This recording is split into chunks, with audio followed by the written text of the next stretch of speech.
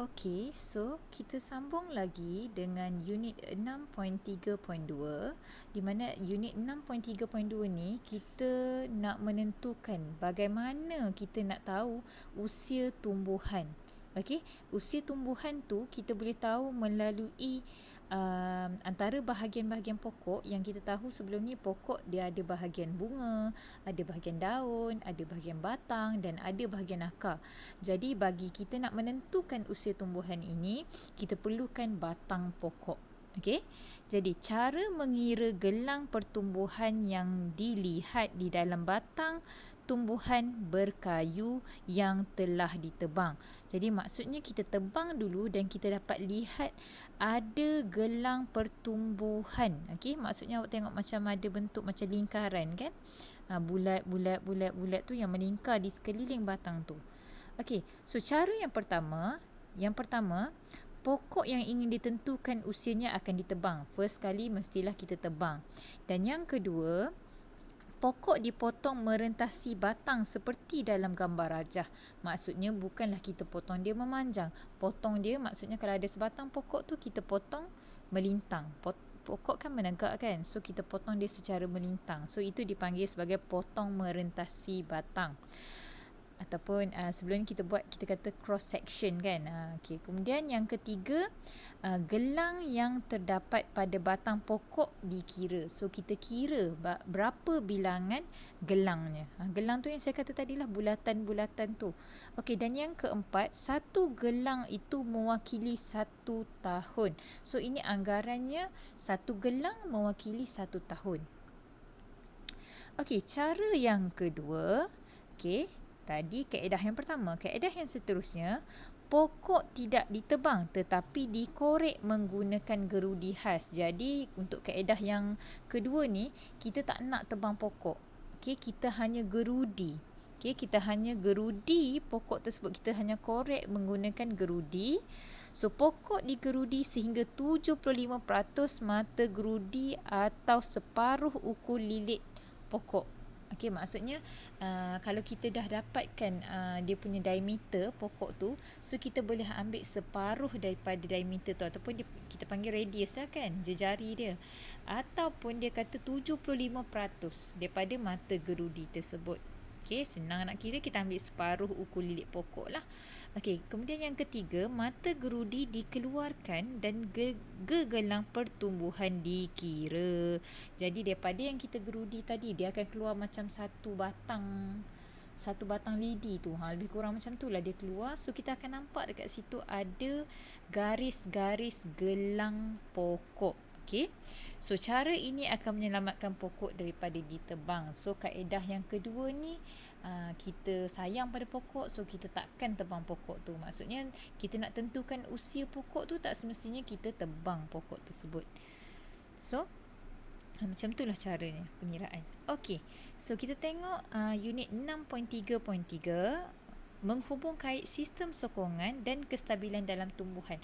So kita nak tengok macam mana yang kita kata sistem sistem sokongan tumbuhan tadi tu boleh membantu kestabilan sesuatu tumbuhan ataupun memberi sokongan pada tumbuhan tersebut.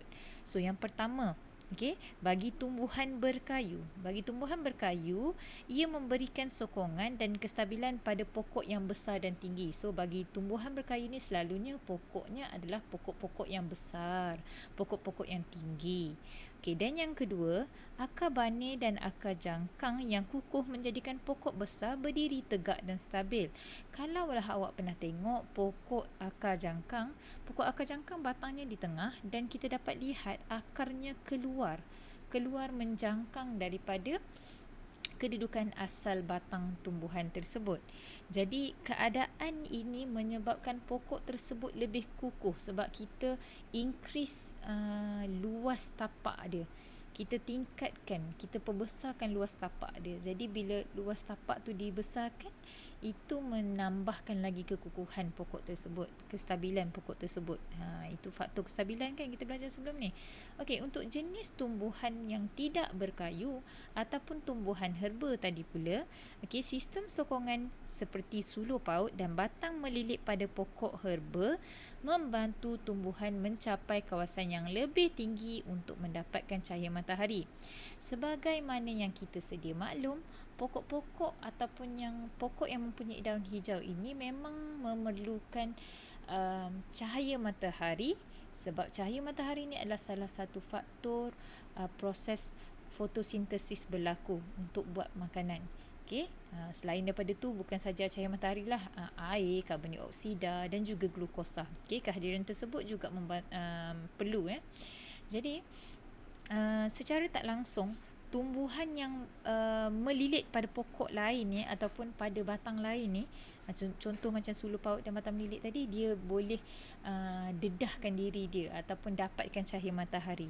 Okay, sebab dia tak ada tumbuhan yang berkayu, jadi dia tak boleh berdiri tegak dengan sendirinya. Okey, seterusnya, akar sokongan mampu menyokong tumbuhan herba yang rendah untuk stabil. Okey, sebab dia tak ada dia bukan tumbuhan berkayu, jadi dia perlukan akar sokongan, okay, yang menyebabkan dia boleh berada dalam keadaan stabil. Okay, seterusnya tumbuhan akuatik. Tumbuhan akuatik tadi contohnya batangnya adalah berongga. Jadi batang berongga tadi menyebabkan pokok tersebut boleh terapung kerana kehadiran udara di dalam ruang berongga tersebut. Jadi kehadiran udara ini secara tak langsung telah mengurangkan ketumpatan pokok tersebut dan menyebabkan dia boleh terapung. Okay, yang kedua, batang yang lembut dan nipis membolehkan tumbuhan yang tenggelam kekal tegak dan stabil serta boleh melentur dan membengkok di dalam arus. Okey, contoh ada juga tumbuhan yang awak lihat, tumbuhan akuatik yang berada di, orang letak dekat akuarium ke ataupun berada di dasar sungai ke ataupun dasar tasik ke, yang masih berada dalam keadaan tegak walaupun dia berada di dalam air. Okay, walaupun air menolak macam mana sekalipun, selepas tu dia akan berada dalam keadaan tegak balik. Okay, disebabkan sifat dia tadi. Okay. So dia lebih stabil berada dalam air.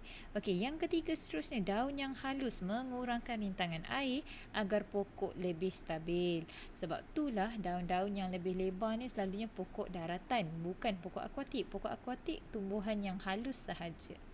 Okey, supaya dia tidak menghalang air. Jadi kalaulah dia berdaun lebar, ada air yang bergerak, jadi pokok tersebut mudah tumbang. Okey. So, tamatlah PDP kita untuk hari ini. Dan ini bermakna kita dah bunyi loceng tu. So, itu bermakna dah habis kelas kita hari ini dan kita dah habis bab 6. So, nantikan tugasan daripada saya.